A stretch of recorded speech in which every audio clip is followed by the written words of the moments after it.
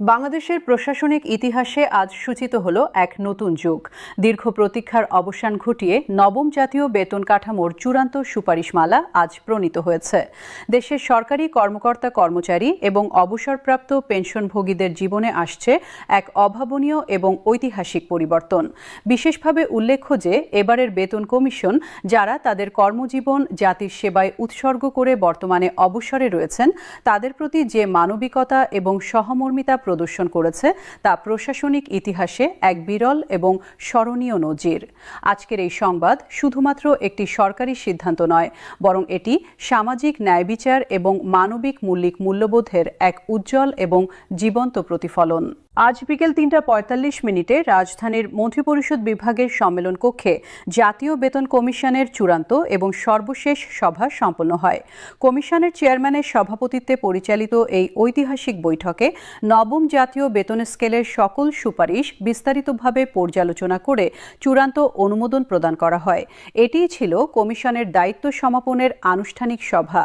সভা শেষে কমিশনের একজন ঊর্ধ্বতন সূত্র গণমাধ্যমকে জানান, এবারের বেতন কাঠামো কেবল চাকরিজীবীদের বেতন বৃদ্ধির মধ্যে সীমিত থাকেনি।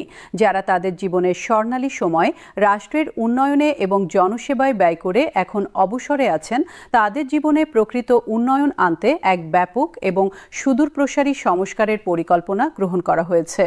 কমিশনের নির্ভরযোগ্য সূত্র জানিয়েছে, আজকের সভায় সর্বাধিক গুরুত্ব এবং সময় প্রদান করা হয়েছে পেনশন ব্যবস্থার আমূল সংস্কারে। প্রস্তাবিত নবম জাতীয় বেতন স্কেলে পেনশনভোগীদের মাসিক পেনশনে উল্লেখযোগ্য মাত্রায় বৃদ্ধির সুপারিশ চূড়ান্ত করা হয়েছে। এবার পূর্বে সকল বেতন কমিশনের গতানুগতিক পথ থেকে সরে এসে সবার জন্য সমান হারে পেনশন বৃদ্ধির পরিবর্তে একটি আধুনিক, বিজ্ঞানভিত্তিক এবং ন্যায়সঙ্গত পদ্ধতি অবলম্বন করা হয়েছে। পেনশনভোগীদের বর্তমান মাসিক পেনশনের পরিমাণ বিবেচনা করে 3টি স্বতন্ত্র এবং পৃথক শ্রেণীতে বিভক্ত করা হয়েছে এবং প্রতিটি শ্রেণীর জন্য ভিন্ন ভিন্ন হারে পেনশন বৃদ্ধির প্রস্তাব করা হয়েছে। এই পদ্ধতির মূল লক্ষ্য হল সবচেয়ে কম আয়ের পেনশনভোগীদের সর্বোচ্চ সুবিধা প্রদান করা এবং আর্থিক বৈষম্য হ্রাস করা। কমিশন থেকে প্রাপ্ত বিশদ তথ্য অনুসারে প্রথম শ্রেণীতে অন্তর্ভুক্ত হয়েছেন নিম্ন আয়ের পেনশনভোগীরা। যেসব অবসরপ্রাপ্ত সরকারি কর্মচারী বর্তমানে মাসিক 20,000 টাকার কম পেনশন পাচ্ছেন, তাদের জন্য কমিশন এক অভূতপূর্ব এবং সাহসী প্রস্তাব করেছে। এই শ্রেণীর সকল পেনশনভোগীর পেনশন শতভাগ অর্থাৎ দ্বিগুণ করার সুপারিশ চূড়ান্ত করা হয়েছে। বাস্তব উদাহরণের মাধ্যমে বললে, যিনি বর্তমানে 5,500 টাকা পেনশন পাচ্ছেন তিনি নতুন কাঠামোতে পাবেন 11,000 টাকা। যিনি 9,000 টাকা পান তিনি পাবেন 18,000 টাকা। যিনি 13,000 টাকা পান তার পেনশন হবে 26,000 টাকা। যিনি 17,000 টাকা পান তিনি পাবেন 34,000 টাকা। যিনি 19,000 টাকা পান তার পেনশন হবে 38,000 টাকা। নিত্য প্রয়োজনীয় দ্রব্যমূল্যের ক্রমবর্ধমান ঊর্ধ্বগতি, জীবনযাত্রার ব্যয় বহুগুণ বৃদ্ধি এবং মূল্যস্ফীতির বর্তমান পরিস্থিতিতে পেনশন দ্বিগুণ হওয়া নিম্ন আয়ের অবসরপ্রাপ্তদের জন্য প্রকৃত অর্থেই জীবন পরিবর্তনকারী একটি ঘটনা। বর্তমানে অসংখ্য পেনশনভোগী অত্যন্ত সীমিত এবং অপ্রতুল পেনশনে তাদের দৈনন্দিন খাদ্য, অপরিহার্য ওষুধপত্র এবং পরিবারের মৌলিক চাহিদা পূরণ করতে অবর্ণনীয় কষ্ট সহ্য করছেন। এই বৃদ্ধি তাদের জীবনে প্রকৃত স্বস্তি, মর্যাদা এবং আত্মসম্মান ফিরিয়ে আনবে। দ্বিতীয় শ্রেণীতে স্থান পেয়েছেন মধ্যম আয়ের পেনশনভোগীরা, যারা বর্তমানে মাসিক 20,000 টাকা থেকে 40,000 টাকার মধ্যে পেনশন পান। তাদের ক্ষেত্রে 75% পেনশন বৃদ্ধির সুপারিশ গৃহীত হয়েছে। সংখ্যায় ব্যাখ্যা করলে, যিনি বর্তমানে 20,500 টাকা পেনশন পান তিনি অতিরিক্ত পাবেন 15,375 টাকা এবং মোট পেনশন হবে 35,875 টাকা। যিনি 26,000 টাকা পান তিনি পাবেন মোট 45,500 টাকা। যিনি 31,500 টাকা পান তার মোট পেনশন হবে 55,120 টাকা। যিনি 37,500 টাকা পান তিনি পাবেন 65,120 টাকা। যিনি 39,500 টাকা পান তার মোট পেনশন হবে 69,120 টাকা।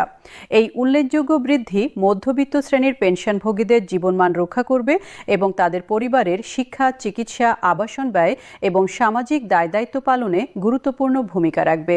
বিশেষভাবে যারা সন্তানদের উচ্চ শিক্ষা, কর্মসংস্থান কিংবা বিবাহ এবং পরিবারের অন্যান্য গুরুদায়িত্ব পালন করছেন, তাদের জন্য এই পেনশন বৃদ্ধি প্রকৃত সহায়তা প্রদান করবে। তৃতীয় শ্রেণীতে অন্তর্ভুক্ত হয়েছেন উচ্চ আয়ের পেনশনভোগীরা। যারা মাসিক 40,000 টাকার বেশি পেনশন পান তাদের ক্ষেত্রে 55% পেনশন বৃদ্ধি প্রস্তাব করা হয়েছে। শতাংশের হিসাবে এটি পূর্ববর্তী 2 শ্রেণীর চেয়ে কম হলেও প্রকৃত আর্থিক পরিমাণে এটি একটি উল্লেখযোগ্য এবং তাৎপর্যপূর্ণ বৃদ্ধি। উদাহরণস্বরূপ, যিনি 43,000 টাকা পেনশন পান তিনি অতিরিক্ত 23,650 টাকা পাবেন এবং মোট পেনশন হবে 66,650 টাকা। যিনি 48,000 টাকা পান তার মোট পেনশন হবে 74,400 টাকা। যিনি 55,000 টাকা পান তিনি পাবেন 85,250 টাকা।